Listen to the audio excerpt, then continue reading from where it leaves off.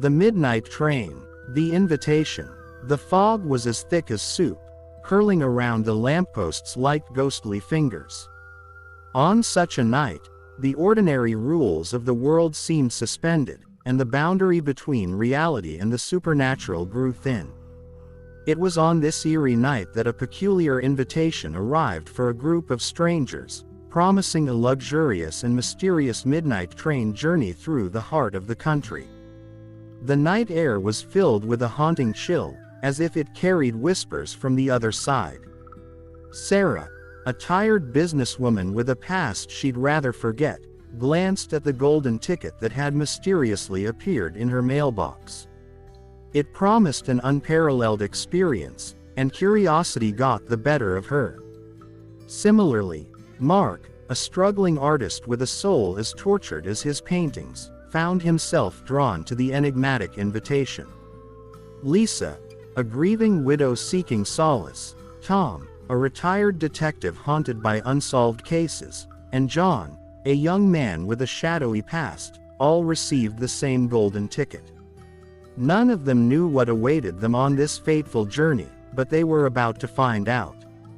Boarding the train. As the clock struck midnight, the 5 strangers gathered at the deserted platform. The train stood before them, an impressive relic of a bygone era, with its gleaming exterior and polished brass fixtures. The air was thick with anticipation and an unspoken sense of dread. The conductor, a tall figure with hollow eyes and a voice that seemed to echo from the depths of time, welcomed them aboard. "Welcome to the midnight train," he said, his smile never reaching his eyes. "Your journey awaits." As they stepped inside, the grandeur of the train's interior took their breath away. Plush velvet seats, intricate woodwork, and crystal chandeliers adorned the carriages.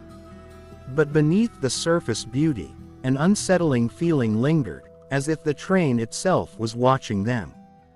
The first carriage. The first carriage was a luxurious dining car, straight out of an old movie.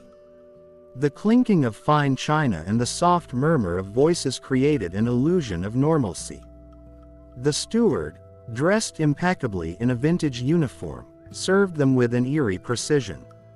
Sarah couldn't shake the feeling that something was off. The other passengers, though elegant, seemed almost transparent. She could have sworn she saw a woman in a Victorian dress flicker like a faulty television image. Mark, sitting next to her, noticed it too. "Did you see that?" he whispered, his eyes wide with disbelief. Before they could process it, a man across the table clutched his chest and let out a blood-curdling scream, only to disappear into thin air. Panic spread among the group, but the steward remained unflinching. "Please enjoy your meal," he said, as if nothing had happened. The ghostly passengers. The group decided to explore the train, hoping to find some answers. As they moved from carriage to carriage, the reality of their situation became clearer, and more horrifying. Each carriage was inhabited by ghostly passengers, eternally reliving their tragic deaths. In one carriage, a woman drenched in water and shivering uncontrollably kept asking for help before vanishing. In another, a soldier from World War II stared blankly ahead, his uniform stained with blood. The train seemed to be a portal, connecting different times and tragedies. Lisa couldn't take it anymore. She screamed and collapsed to the floor. Tom, ever the detective, tried to piece together the clues. "This isn't just a train," he said. "It's a collection of lost souls, trapped in their moments of death." The second carriage. Determined to find a way out, they moved to the second carriage, which resembled a museum of the past. Old photographs and relics from different eras filled the space. Mark noticed that each item seemed to tell a story of loss and regret. Sarah found a photograph that made her blood run cold. It was her late husband, smiling with a woman she didn't recognize. Rage and sorrow surged through her. Each member of the group found objects that forced them to confront their own pasts, their own sins. John discovered a newspaper clipping about a car accident he was involved in years ago. The headline read, "Mysterious accident claims young woman's life." His hands trembled as he read the details, memories flooding back. The time warped. As they moved to the next carriage, they realized the train wasn't just traveling through space, but through time. Each carriage existed in a different era, with passengers from various points in history. The decor, clothing, and atmosphere shifted dramatically, adding to the surreal experience. In one carriage, they found themselves in the roaring 20s, with flappers dancing to jazz music. In another, they were transported to the 1800s, with candlelit chandeliers casting eerie shadows. The train was a living museum of human tragedy, and they were its unwilling visitors. The haunted carriage, the seventh carriage, was unlike any they had seen. It was dark, cold, and filled with a sense of dread. The air was thick with the smell of decay. John felt a connection to this carriage, as if it was calling to him. He revealed to the group that he had once been involved in a crime that led to someone's death. The ghosts in this carriage seemed to sense his guilt.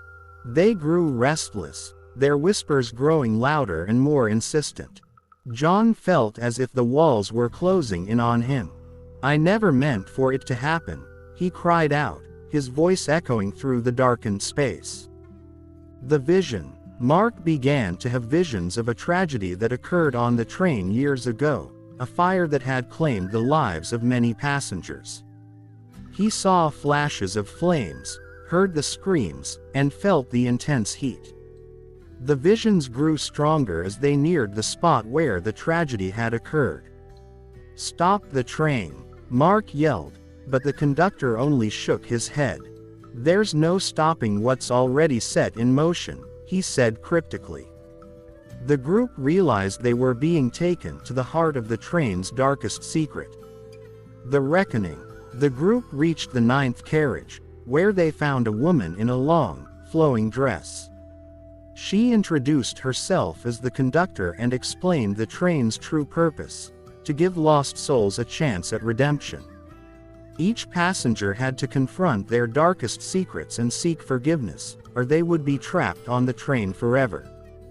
The group felt a mix of relief and dread.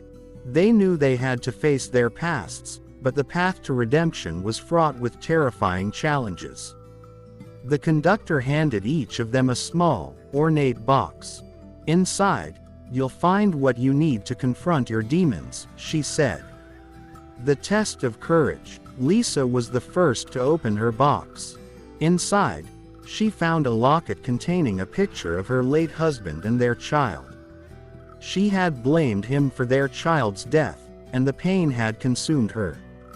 As she held the locket, the ghost of her husband appeared.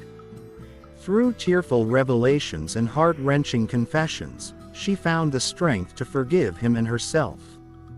The ghost thanked her and disappeared, leaving Lisa with a sense of peace she hadn't felt in years. She knew she had taken the first step towards redemption. The dark past. Tom's box contained an old, weathered file. Inside were details of an unsolved case from his detective days, the murder of a young girl. As he read the file, the ghost of the girl appeared, her eyes filled with sadness and longing for justice. Tom had always felt guilty for failing to solve the case. With newfound determination, he pieced together the clues, realizing the murderer was someone he had trusted. The ghost forgave him, and Tom felt a weight lift from his shoulders. He knew he had finally done right by her. The forgiveness. Sarah's box contained a letter from her late husband, explaining the secrets he had kept from her. Through painful conversations with his spirit, she learned about his first wife and daughter. The revelation shattered her, but she found it in her heart to forgive him. As the spirit of her husband disappeared, Sarah felt a sense of closure she had never thought possible. She realized that forgiveness was not just for him, but for herself as well. The train had given her the chance to heal. The final revelation.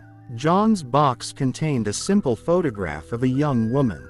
As he stared at it, the ghost of the woman he had accidentally killed appeared before him. Her eyes were filled with anger and sorrow, demanding justice for her untimely death. John confessed his guilt, admitting to the reckless actions that had led to her demise. The spirit's anger slowly faded, replaced by a sense of understanding. She forgave him, and John felt an overwhelming sense of relief. He knew he had finally made amends. The journey's end. With their tests complete, the group felt a sense of relief. The train began to slow down, and they realized they were nearing their final destination. The conductor thanked them for their courage and reminded them that redemption was a journey, not a destination. Each member of the group had faced their darkest secrets and emerged stronger. They knew they had been given a second chance at life, free from the burdens that had weighed them down. The midnight train had taken them on a journey through their souls, and they were forever. If you enjoy chilling stories like this, don't forget to like, share, and subscribe to the channel.